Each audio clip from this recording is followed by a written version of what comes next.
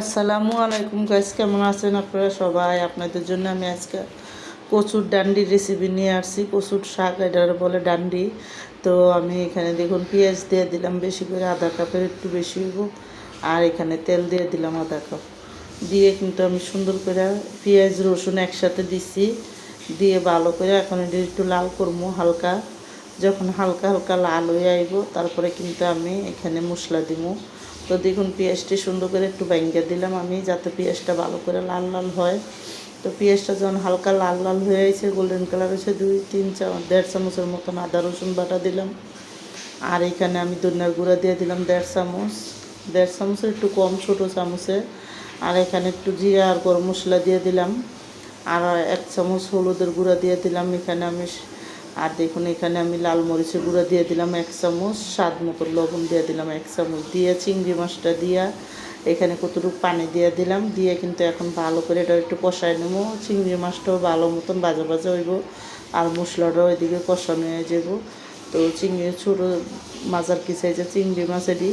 তো ওই মশলাটা যখন চিংড়ি মাছটি ভাজা হইলেও সুন্দর করে হয়ে যাবো। আমি দেখুন এখানে কচুটা ডান্ডি দিয়ে সুন্দর করে কাটটা ধুইয়া সিদ্ধ করে রাখছিলাম।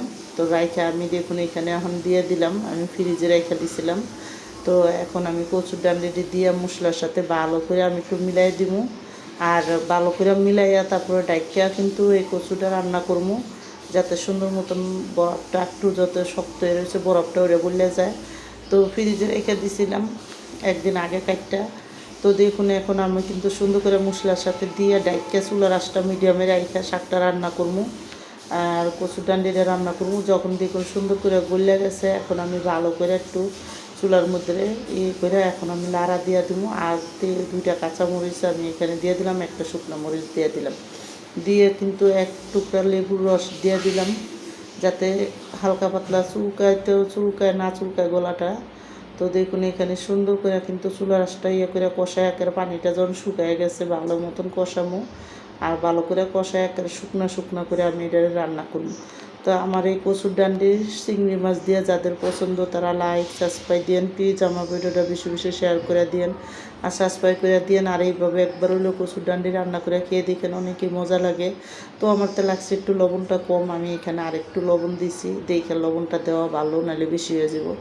তো দিয়ে কিন্তু সুন্দর করে এখন আমি ভালো করে তেল তেল করে যখন শাকটা পুরা কচুর ডান্ডিটা তেল তেল উঠতে যাব আর ভালো মতন লাল লাল হয়ে যাব, ভাজাটা সুন্দর হইব, তখনই কিন্তু আমি এটা নামামো।